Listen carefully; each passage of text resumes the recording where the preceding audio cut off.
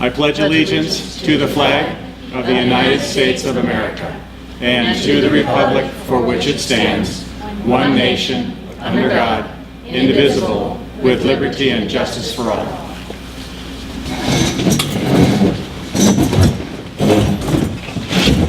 Sharon?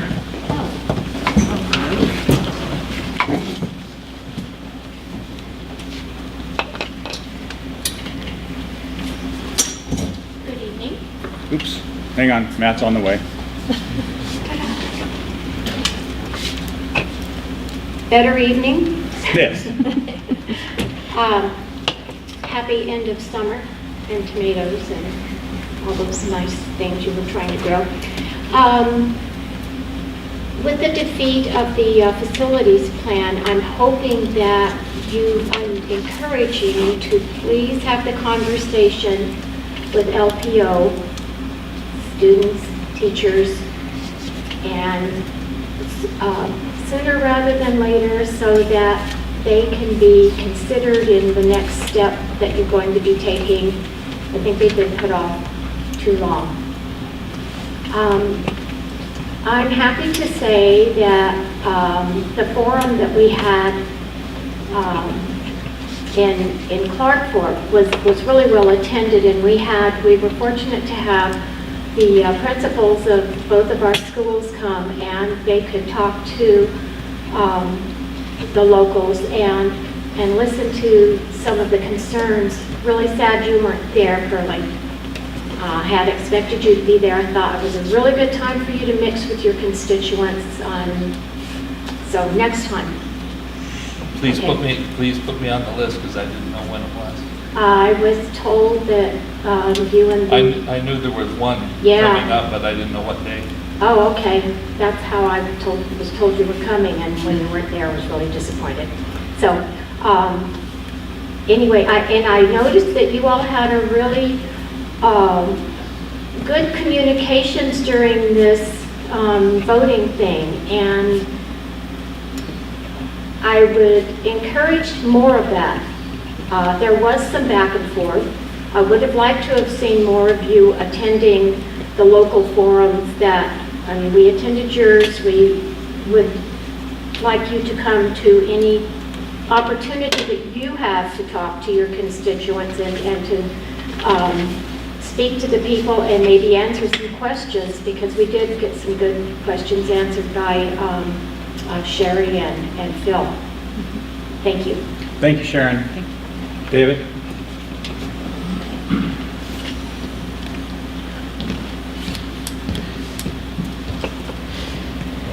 David Banning, Clark Fork. What I'm going to say isn't directed at the last two board members that were picked, but I want to say that I think the system that is going on now when we don't have an elected board member, I call convoluted. There's got to be a better way to pick somebody other than an election. And especially the last one, Mr. Meyer, there was two people involved, and only one person was put on a ballot, more or less, or nominated. So my question is, why couldn't there have been a ballot right on your lap and vote on it? At least give everybody a chance. Now, I know when Mr. Decker was on, there were several people, and I knew that my wife didn't have a chance of being put on there, but only one person was nominated and voted on. The other 5 people just, they just showed up and nothing happened. So hopefully this doesn't happen again. Hopefully we go back to elections where the public's involved. But I know we're not lifers up here, and I don't know how long the system's been going on, but I really like the board to consider changing how they pick people when we've been in situations like we have been with the last 2 board members. Thank you, David. Okay, we're going to get a report from our Chief Financial Operations Officer, Lisa House.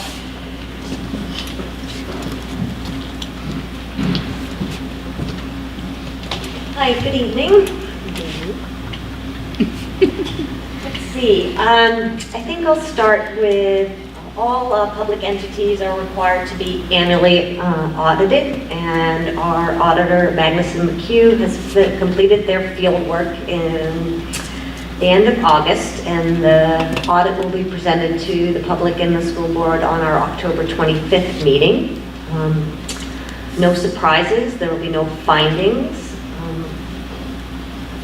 We, as a school district, basically exercise level spending. Our fund balance, which in public accounting terms is like cash on hand at the end of the year, or reserves, dropped by about $500,000, but that was budgeted. Recall that we transferred out of our major operational fund, our general fund, into our bus acquisition fund, $520,000 last year.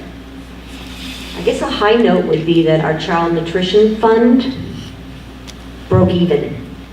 Generally, we transfer around $70,000 to $100,000 a year, depending on the number of snow days, actually, which costs our child nutrition fund about $5,000 a day. And they broke even. Really unprecedented. We did make some big changes out at Clark Fork a couple of years ago. And that's certainly part of it. That lunch program was running a significant deficit, about $60,000 a year. I'd like to then switch to another agenda item tonight that our superintendent will be discussing more elaborately, but one of the major components in the state of Idaho for funding public education pivots on average daily attendance of our students. And in the first week of school, compared to what we budgeted, we're slightly under in terms of the number of students that showed up.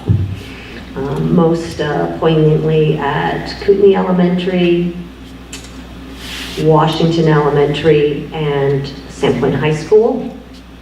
Part of our budgeting process now for several years has been to build in some contingency dollars and also what we call budget buffer dollars for this type of scenario, and together those are total $330,000, which was sufficient to cover our shortfall in enrollment, and also because we are a very rural school district in nature, some schools had more growth than we projected, and then that growth doesn't come in neat little compartments. We have authorized hiring an additional teacher at Southside, and then other classroom support throughout the district. In the public comment period, it was mentioned that we ran 2 weeks ago today, August 30th, 2016, a 6-year school plant facility levy. Unprecedented voter turnout, 8,448 votes, which represented 50.5% of the registered voters in our school district. The no vote was 65.02%, and the yes vote, and the yes vote was 34.96%. We needed 55% approval. As a point of reference, our last voter measure in March of 2015, I believe, had about 4,600 voters. The high watermark prior to this was about 6,600 voters. So this is a significantly higher number of voters participating.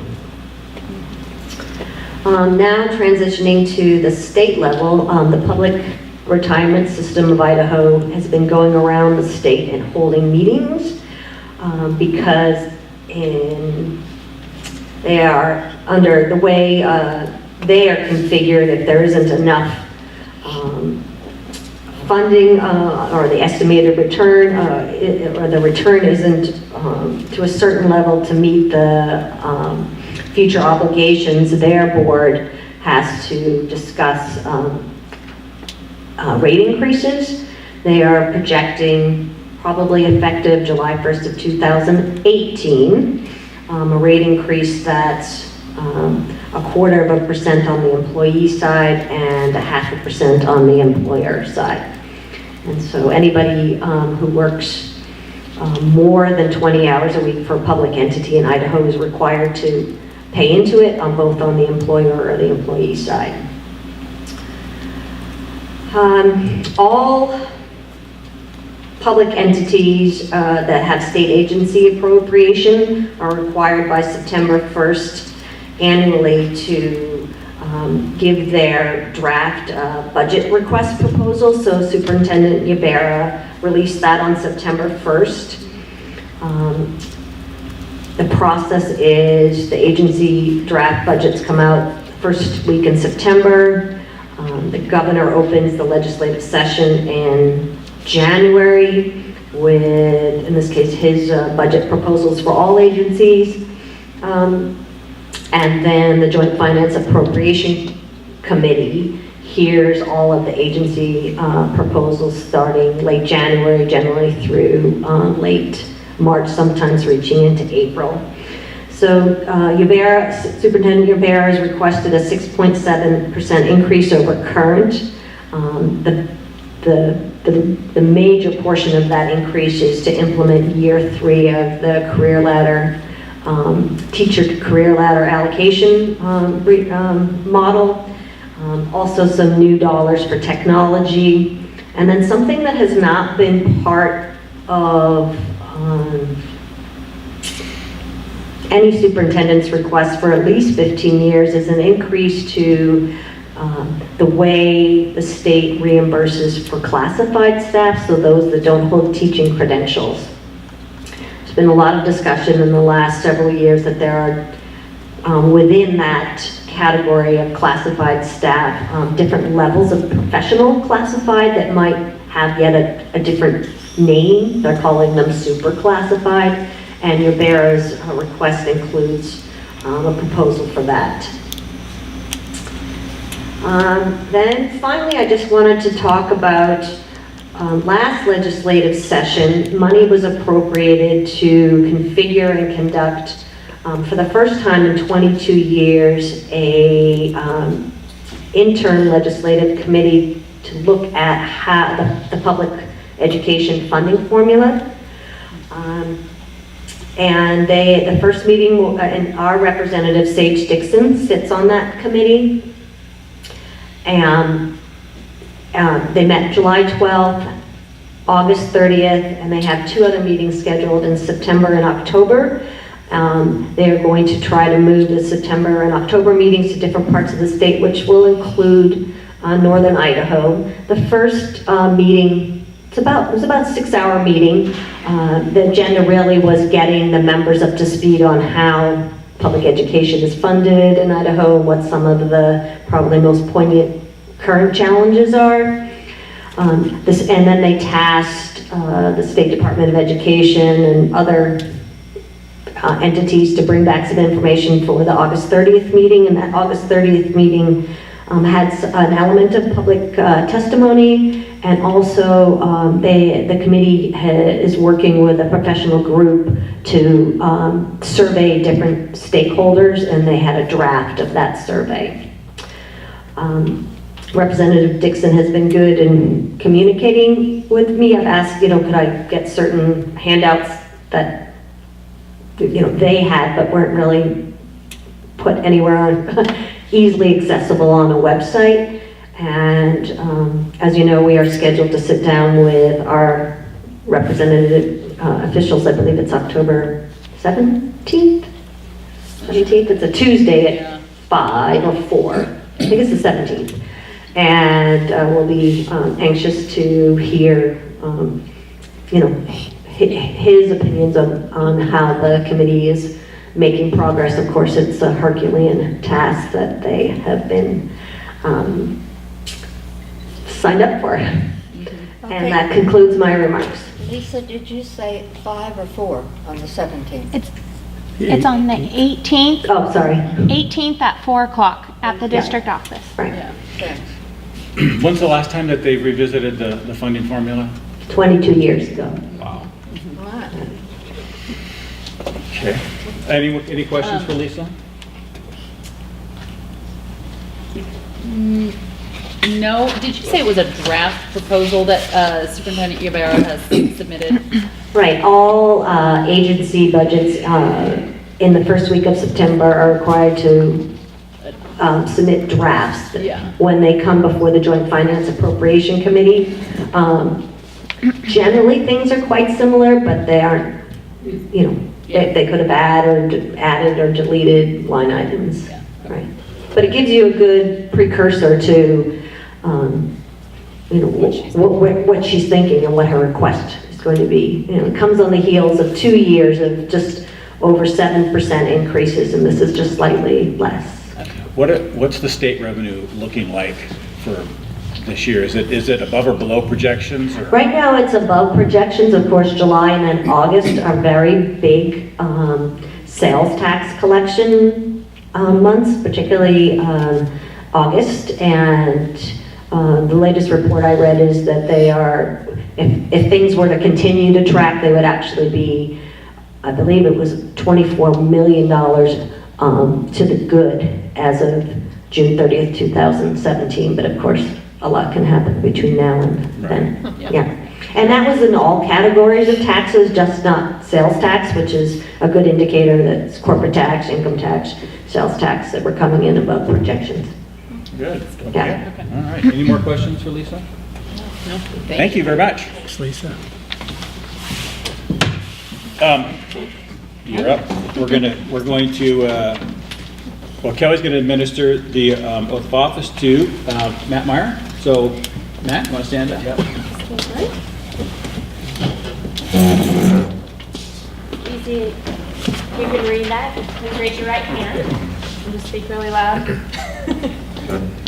I do swear that I, Matthew Meyer, support the Constitution of the United States, the Constitution and the laws of the state of Idaho, and that I will faithfully discharge all the duties of the office of trustee of Lake Pend Oreille School District number 84 in Bonner County, state of Idaho, according to the best of my abilities. Thank you.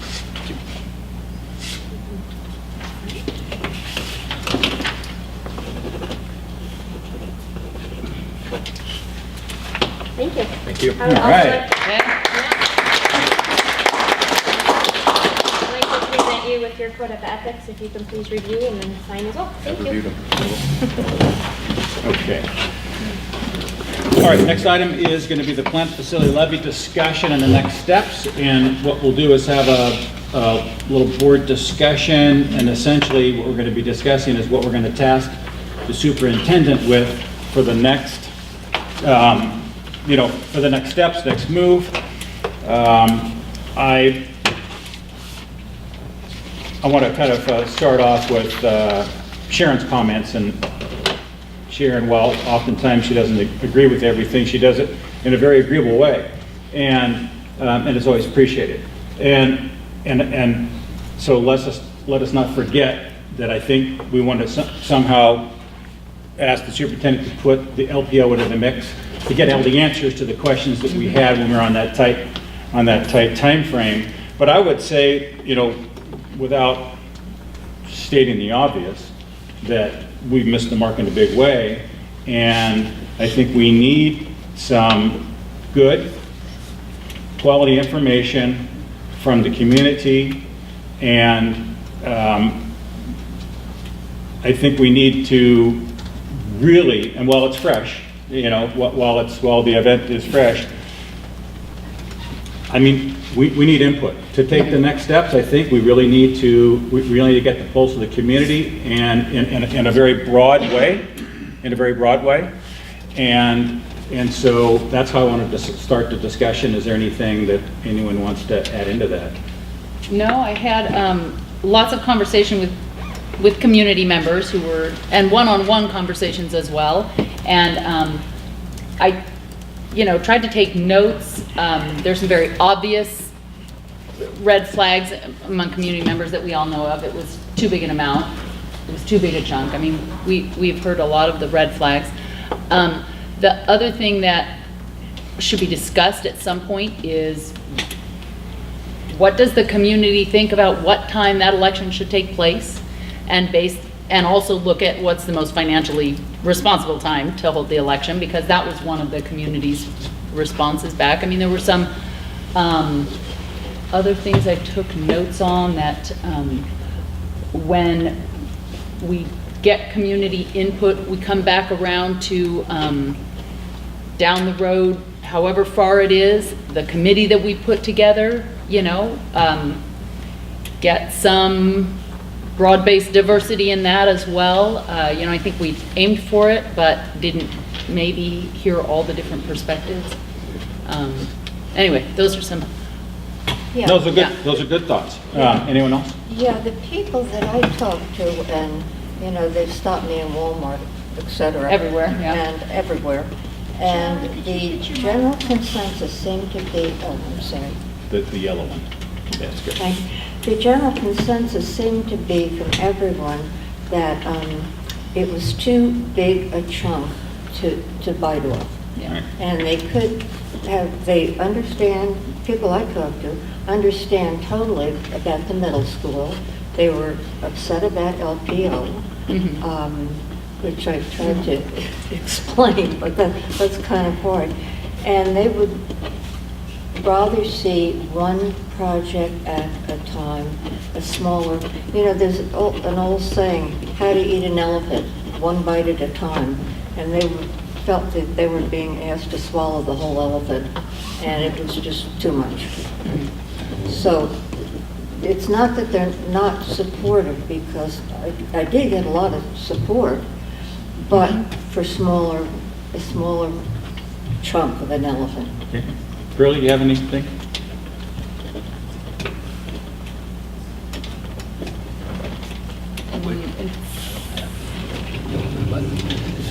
Mine's on. You guys can share.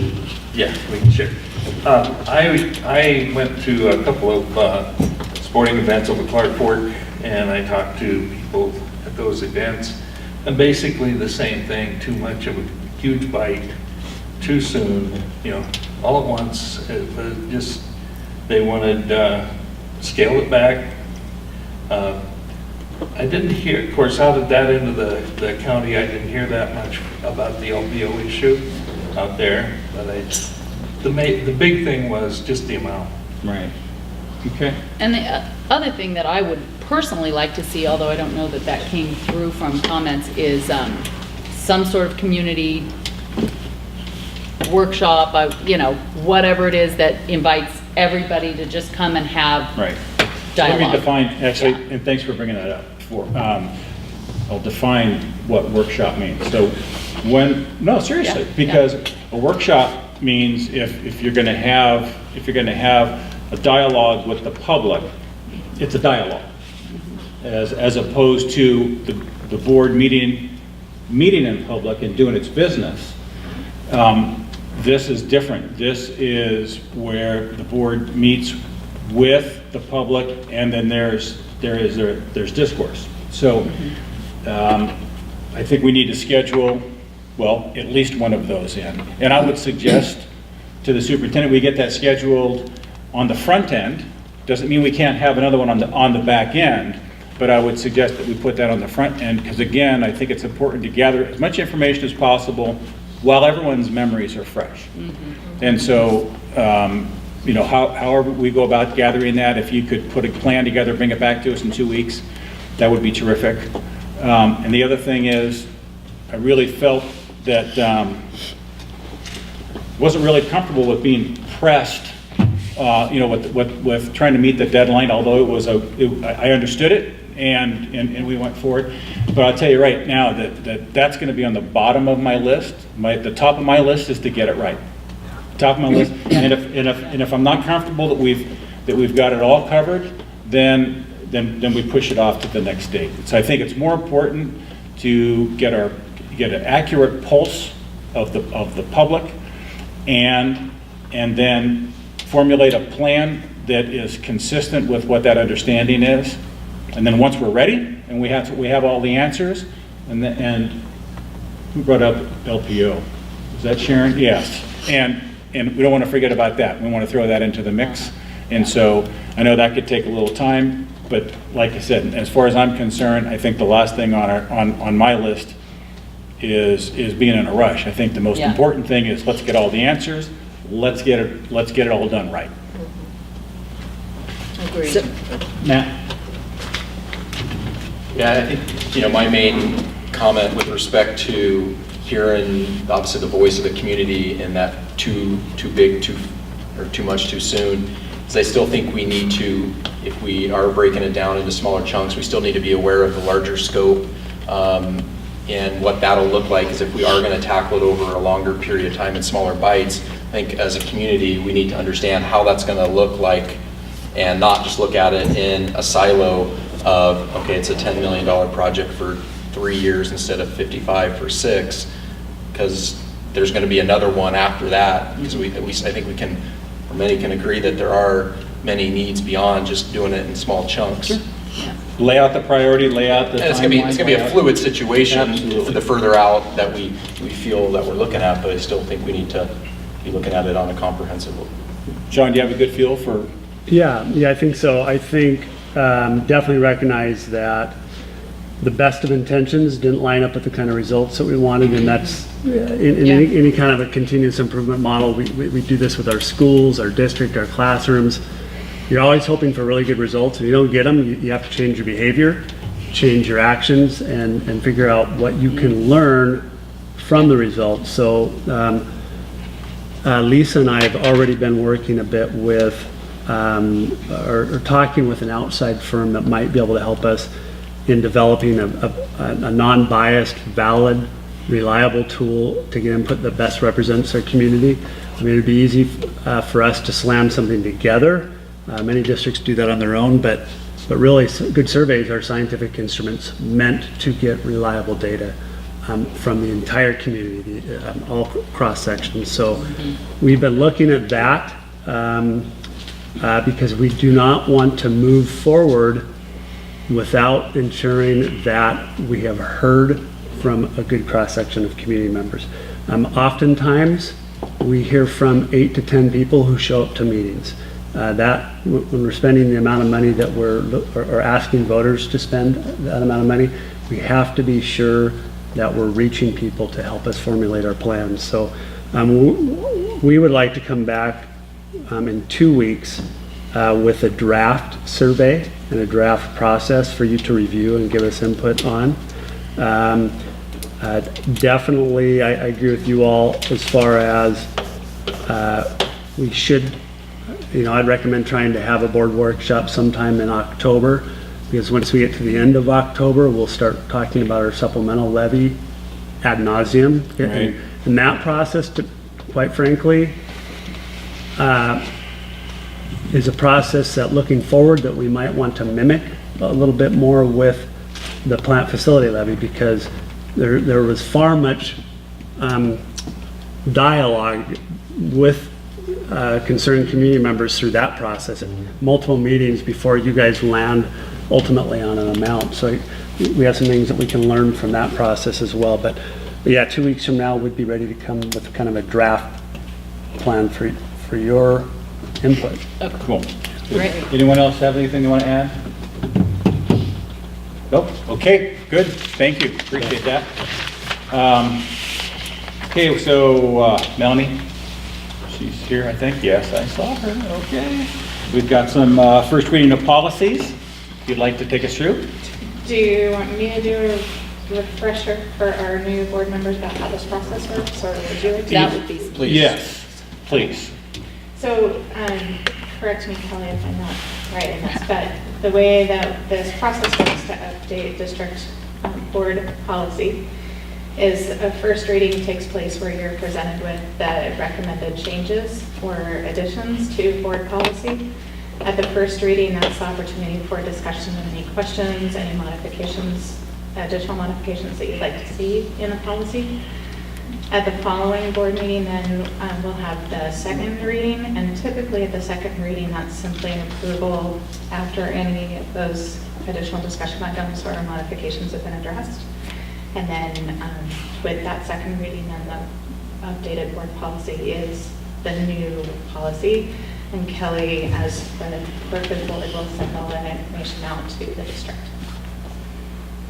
So let me just real quick. So if you flip through that, you saw the strikeouts in the bold's the new language, strikeout obviously is, so, I mean, it might be self-explanatory, but it's worth throwing out there. So I don't have anything in addition to what was presented in your board packet. If you want me to review that, I'm happy to, or if you just have questions, I'm happy to answer those. Well, if you would indulge us and just kind of hit the high points for each one, to start with 2200, and you don't have to read all the changes, but give us a little narrative as to, well, why are we making these? Sure. I mean, we can read them ourselves, but if you could just give us the background. Sure. And also a little background on how we changed all the numbers over the past 2 years. So like this deleted policy 603, all those, the whole numbering. Sure. So the numbering system in general, with the LPOSD's participation with the Idaho School Board Association, ISBA has what they call a model policy packet that is numbered 1,000 through 9,000. And each of those groupings by 1,000 has a particular category. So our district has been working to modify all of our existing board policy into the new ISBA model numbering and based on the ISBA model language as much as we can. The only groupings that have not been moved into the ISBA numbering and model are the 400 and 600 series, which have to do specifically with certified and classified staff. The 400 series are certified staff specifically, and 600 series is classified staff. There are a number of policies that exist in both of those places that are identical. So one of the pieces that I've been working on since I've been here the last 2 years is moving those continuously into the ISBA model numbering. With the ones that you have in front of you today, the draft change to policy 2200 would change the policy language to indicate that the school calendar is designated in the negotiated agreement, which is discussed in the spring each year and is effective July 1 of each year. And would eliminate, adding that language to this policy would eliminate the need to change the number of days per item in the policy every year. And in the holidays and commemorative days section, the only change there is really moving those dates so that they're calendar equivalent as opposed to bounce around. Yeah. Yep. The draft policy 5200 would change the title, which is currently titled Certified Employee School Day. Changing that title to Work Day would offer the opportunity to include both certified and classified information about the work day. Again, it would change the language for certified staff to refer to the negotiated agreement. That's already very specifically designated in the negotiated agreement. And for classified staff would incorporate the language from current policy 603.6.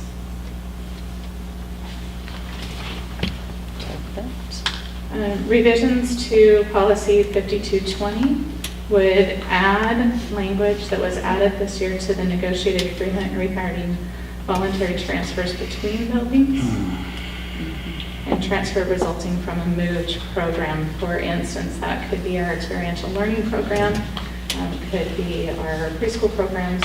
Those are program specific. The change to 5225 would update the classified staff allowance for years of experience to 9 years of experience, which would make the placement equivalent to what is in the negotiated agreement for certified staff. Melanie, I'm sorry. On the 5220, Yeah. page 2, Okay. it's a real question, by the way. It's not, okay.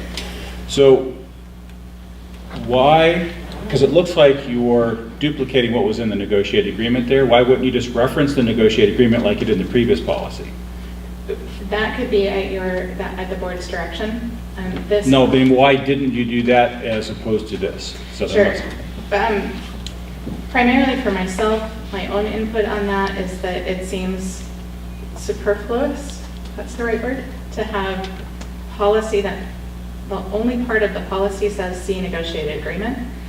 If that's what we want to do, I don't personally see a need for the policy, since we already have the negotiated agreement.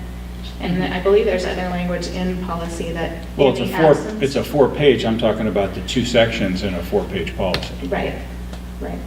So we could, this entire policy Look, it's is- tomato, to me. I'm just asking why it was when one, you On know. the others, it is policy that changes with the negotiated agreement every Right. year. Yeah. And so it would force, every time the negotiated agreement got adjusted, an adjustment to the policy. Why would this be the same? This is not Stagnant. part of, yeah, it's not part of the, This piece will it's been change. re-identified, but it's not something that gets Changed changed every each year. It can get changed every year, and this policy, the way it existed on June 30, 2016, matched exactly the negotiated agreement for the 2015 school year. This policy update would, again, match policy exactly to the negotiated agreement. Right, so the agreement changed, and If so we're you- changing this. So Yeah. that was just a question. So the We can board- change it every year, but There's I'm a just. kind of a little subtlety in there Yeah.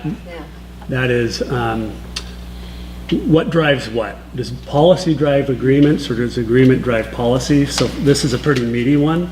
So things like days and things like that commonly are discussed at the table.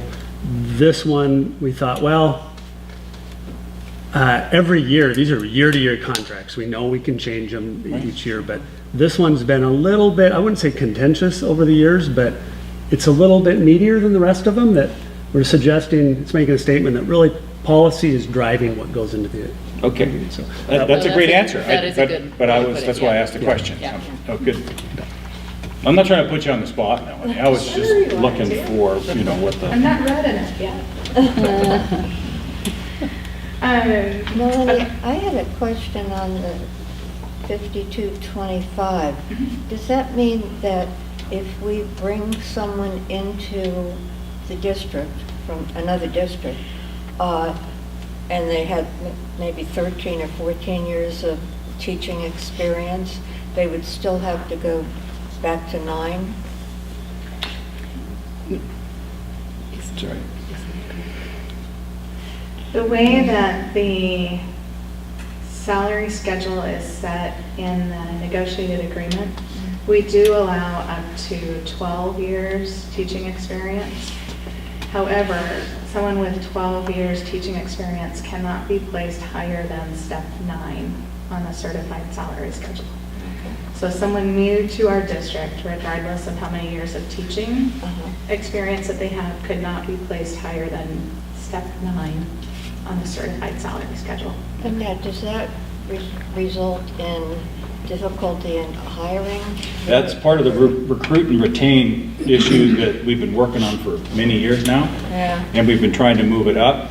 So It it increases used to be- our ability to recruit and retain. Yeah, it used to be 8 years, didn't it? Yeah. Well, and it It's was just getting moved years up and years each ago, year. it was far less. And so it's Yeah. been incrementally, slowly, very slowly moving up.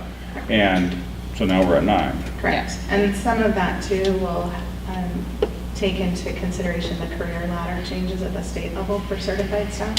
Okay. We're working toward getting to a single salary schedule where all new employees will come in at a row on the salary schedule without consideration necessarily for the bachelor's plus education and years of experience. The way that the career ladder is changing with the state of Idaho. Yeah. But does that make it real difficult for, I mean, would that be a barrier to people coming in with a lot of experience? We do get a lot of questions from people with all ranges of experience, Yeah. having questions about our salary schedule. Yeah. Our neighboring states, in particular, some of them pay a much higher rate for teaching staff than the state of Idaho. Yeah, I know that Washington is much higher than that. And even some of our neighboring districts will just kind of willy-nilly say, well, we'll give you 13 years. I mean, we stick to what we say we're going to do, and we're not playing favorites, so. And we've got better skiing. But it than is That's right. intentionally It's a much improving nicer each community. year. Yes, Yeah. yes, we're To- intentionally increasing the We're getting number of better, years of yeah. experience we allow, and then incorporating that career ladder as well. Sean, you said other districts within the state of Idaho, well, actually, that's part of the negotiation is where that's a component to it, wow. Yeah, exactly. We just lost who I thought was a pretty darn good candidate to another district Yeah. north of us. They just said, oh, we'll go ahead and we'll beat that. So I mean, the person still lives here and is commuting up there though, interestingly enough. Okay, Thanks. and then the last And one then is, the last one is 5340, and that is just simply a change to be consistent with Idaho code, which has changed the due date for certified staff evaluations to June 1 of each year. yes, Good. okay. Okay, You want to, and we don't need a motion? no, we don't. First First reading. readings. Yeah, we don't have to do anything. Wow, I don't think there was any, we had any changes on that. Did I miss something or? No. Okay, nicely done, thank you. Melanie. Thank you, Melanie. Appreciate Thanks, that. Melanie. Thanks, Tom. Yeah, where's Are you Who's presented? for Are you Phil? pitching for Phil? Phil's not here, so I am. Yes, he couldn't be here. So we have two. The interesting thing about both of these, Clark Fork has a good chance of, they applied for the innovative school designation, which will allow teachers to teach outside of their certification area, which is a big deal in a rural spot like Clark Fork. It's hard for us to get people to teach all of the content areas, yet we have people with the expertise out there that can teach math better than anyone I've ever seen teach math. So here's the first one's Brian Powell. This is a wild one where he had been teaching economics for 28 years in the district at Clark Fork, and all of a sudden they changed some of the certification requirements. And Phil is asking that he has a renewal of the alternate authorization that was requested last time. So we worked with the state last year. They said, yes, he's a good candidate. Yes, it doesn't seem right that we're making him get new certification after 28 years of teaching the same class. This year, this is going to be his last year. He was okay with us sharing this, and he's only got one semester left of teaching econ. This first semester, it's a one semester class.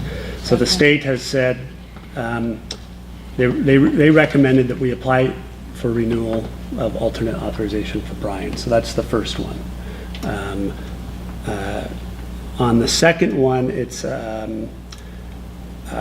Martin, who almost left us, came back because we could not really find a math teacher. And so he actually is going to work on getting his additional math endorsement. So we would like you to allow Martin to teach all the high school math courses while he's pursuing this. You might not know, it says in the background though if you haven't read it, but he has a huge background in science and math. He has a naval engineering degree, a big business background, very qualified to teach the math that we're asking him to teach. But nonetheless, we still have to go through alternate authorization request with you all, and he is going to be working on getting that additional math endorsement. But we could come back in 2 weeks and say we have some different rules out at Clark Fork with an innovative school designation. Yeah. Okay. Do you need a motion Yeah. to? Yep, on both of those, there's a little, yeah. Okay, I make a motion, we approve the alternate authorization teacher to new certification for Martin Jones and approval of the renewal of authorized teacher certification to Brian Powell. Second? Okay, any more discussion, questions for the superintendent? I just want to add in on Brian Powell.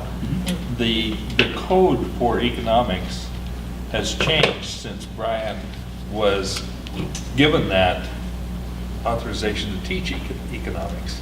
So he would have to go through the whole certification process, even though he's been certified, but it's because that code that he's got is so old, because he's been teaching it for so long.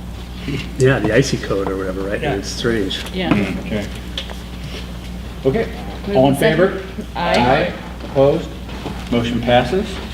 Okay. Okay, enrollment update. Well, no, No? we Oops. need to make the motion for Marty Jones? No, she just. She did both. She did, Both at fine. once? Yeah. Okay, try to keep up, would you? I know, I thought I heard her say. So here's for each of you guys. And this is basically a look at our last 6 years of enrollment. I'll just pass. There's not enough for everybody, but we can share a copy. So yeah, it's pretty interesting, really. So on the top, what I have is day 3. I chose to share day 3 because day 3, Lisa has shared with me that historically it's a pretty good number, days 2 and 3 to go off of for enrollment. But you'll see on the first chart, 2011 through 2016, the overall enrollment. This does not include our preschoolers because they're funded differently, and they start a few weeks after everybody else. So this is day 3. It does not include students who are in juvenile detention, who we serve, our school district, for all the students even outside of our district that are in the juvenile detention center. And usually there's anywhere between 3 and 7 at any time. You'll see that 2014, I just put a notation in there. That's when, prior to the start of that school year, that's when Coldwater went bankrupt. And you can see that, and Lisa referenced that our projections were lower than, or higher than our actual who showed up, but our overall enrollment since last year is almost identical. We're lower by 3 students. So enrollment was flat. We projected a bit higher. I'd also like to note that in the overall numbers, we do not have our homeschool academy students fit into those numbers because they're part-time students. We anticipated anywhere between 8 and 13 students. I started thinking, maybe between 3 and 13 because you never know until students show up. We had 18 on the first day. 16 were officially registered. That's why I have 16 there. That's great. Yeah, we expect 25 on Wednesday, so we're pretty excited about that. Working through that has been an interesting process, and I think I'll give a report probably at a future board meeting, but the feedback that we've received is a lot of parents want to get in on the front end of this to help us develop it. It feels like a new school would feel, and I hate to use the term charter because of what that means in Idaho, but we're interested in developing a charter as we move forward. Not a charter school, but kind of a mission, vision together with our families. So I'll keep you posted on that. So the enrollment numbers, you'll look at all 11 of our schools. Keep in mind that we now have 12 schools because the Homeschool Academy is recognized as a school now by the state of Idaho. I'm the only one in our state.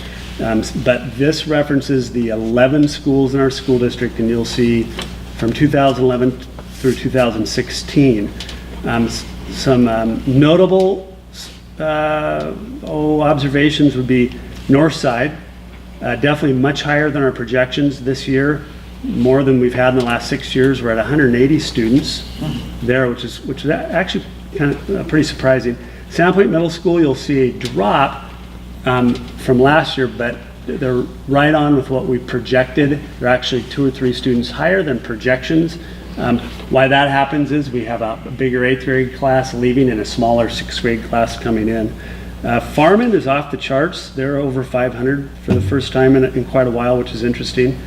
Kootenai was quite a bit lower than what we had anticipated. That was primarily at the kindergarten level and 1st grade level. Sagal's right on. Sandpoint High School's down from what we projected. Southside is pretty close to what we projected, but you can see that they have declining enrollment. Washington was lower than we anticipated. Clark Fork was higher. I just got to hand it to the Clark Fork staff because 2 years ago we had 88 students there. We had projected dropping below 80 after that, but they're up to 120 in just 2 years with altering their program. That was quite big. And LPO, you can see it as it's dropped over the years. Part of that has to do with we moved the middle school program. We do not have it's not a 7-12 program any longer. It's a 9-12 program. But yeah, we have 79 students enrolled now. By the end of the first quarter, we anticipate we'll have more like close to 90 we should. Didn't they also have a large graduating class? They did. They had a very large graduating class.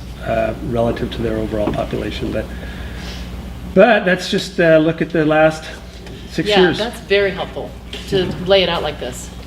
So the 3583 does not include the homeschool academy? No. Okay, so what are the full-time equivalents of the 16? Well, so let's just use one example. If a student went to school one day, say they signed up for one day and they were there for more than 4 hours, that would be 1/5 of the full-time equivalent. it's Most hard to of, guess. yeah, most of these students will be there multiple days. What I'll be doing with Lisa over the next few months is students will settle into a pattern, and we will see really what kind of revenue does that generate for the program.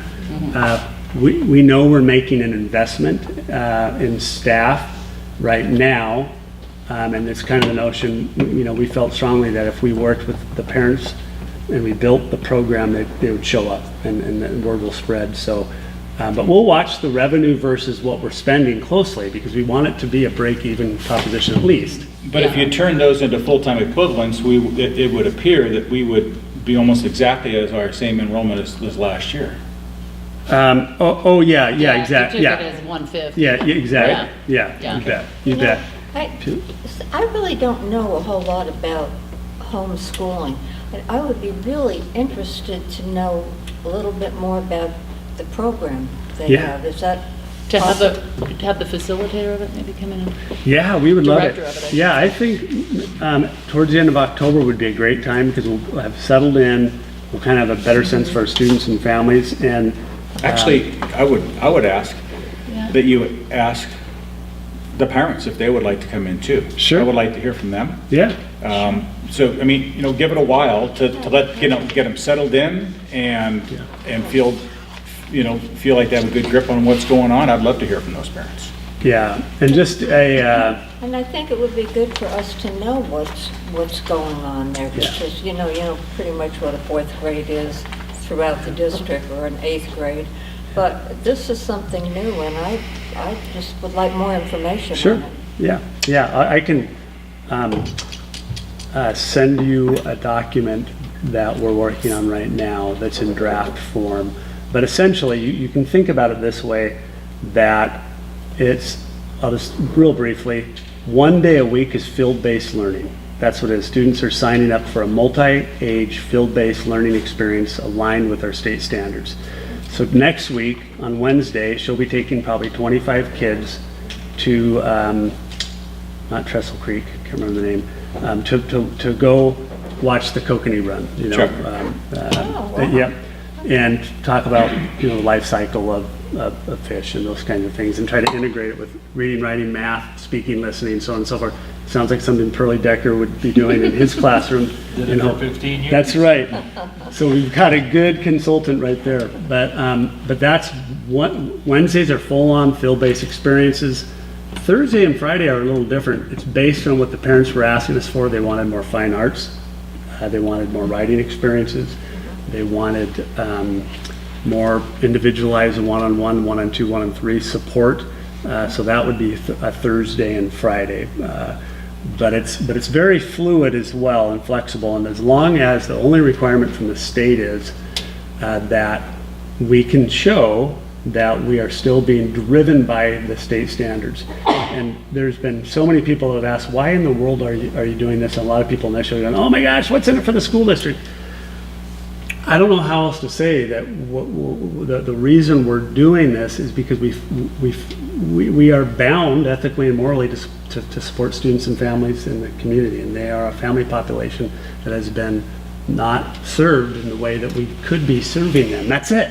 And so it's exciting to finally get some people in and saying, yeah, we'll work with you. Let's do it. It's an exciting moment for me, having been a homeschool parent, and seeing the culture of our district change to where we have now bridged that trust gap that's existed between the homeschool and the district for, well, virtually the whole time the district's been around.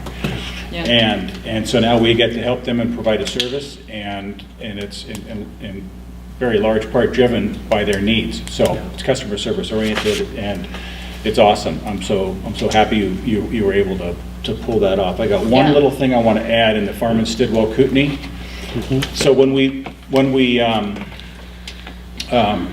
finished Kootenai School, we redrew the lines because Farman was bursting at the seams, and then we had the space. So we redrew the lines to try to make that a more equitable split. Yeah. But as, you know, the normal ebb and flow of people, kids, families, and so on and so forth, it's looking a little more lopsided, and maybe not. Maybe it's okay the way it is. But I think something maybe we would want to keep an eye on, or at least in the back of our heads, is that, you know, somewhere down the road, we want to look at perhaps adjusting that line, because we have two comparable facilities as far as space is concerned.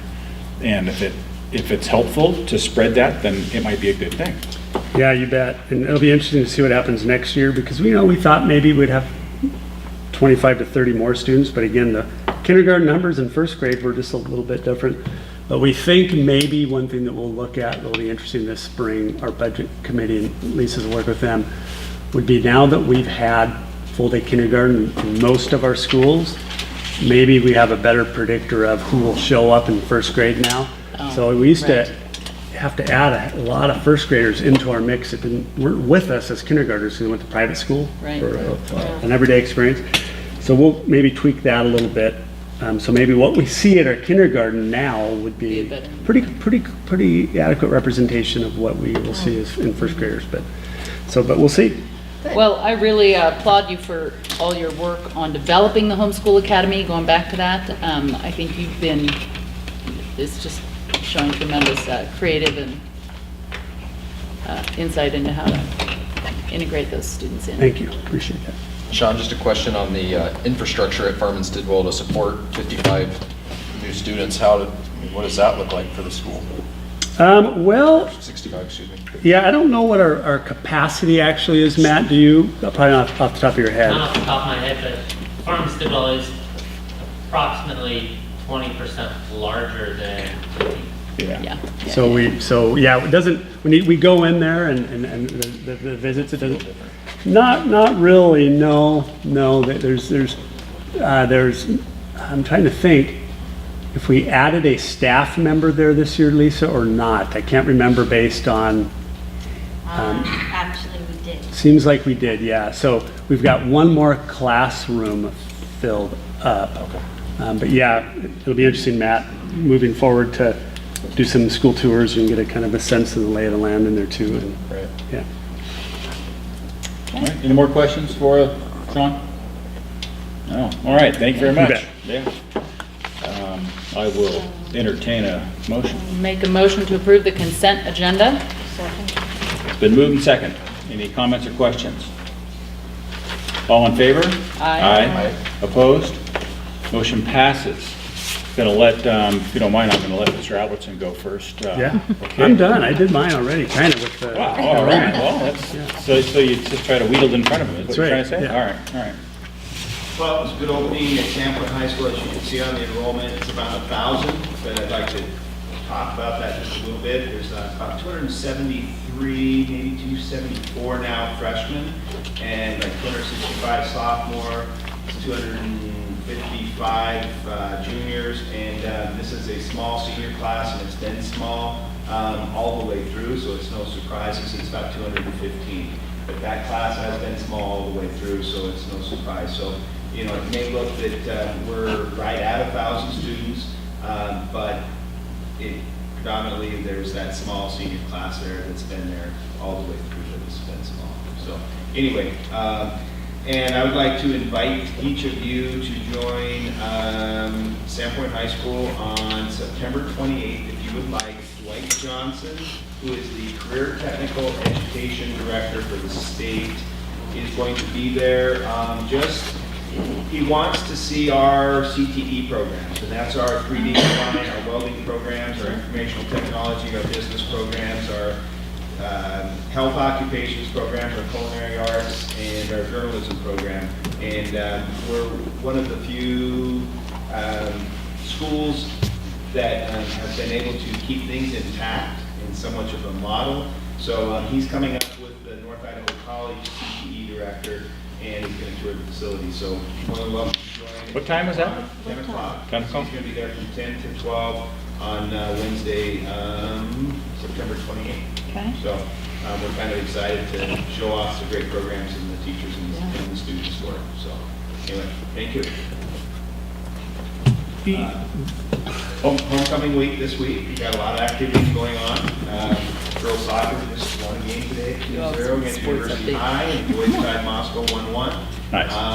And we were girls volleyball last week did an awesome job. Very exciting game against Coeur d'Alene and won in 5 sets. And football team was victorious last Friday night. So, and anyway, this Friday night is the last home football game against Bonus Ferry before the stadium is starting to be torn down next week, I think on the 19th. Wow. Wow, So, okay. anyway, lots going on. Got a lot of music concerts, choir concerts. There's always something going on. So, you know, Thank you, Tom, appreciate that. All right, have you thought of anything else? You have any? This is good. No, I was going to do a little bit about the homeschool academy, and And you already did it. I'm good. Good man. Thank you. Thank you. Thank you all for coming, I appreciate it. Meeting adjourned.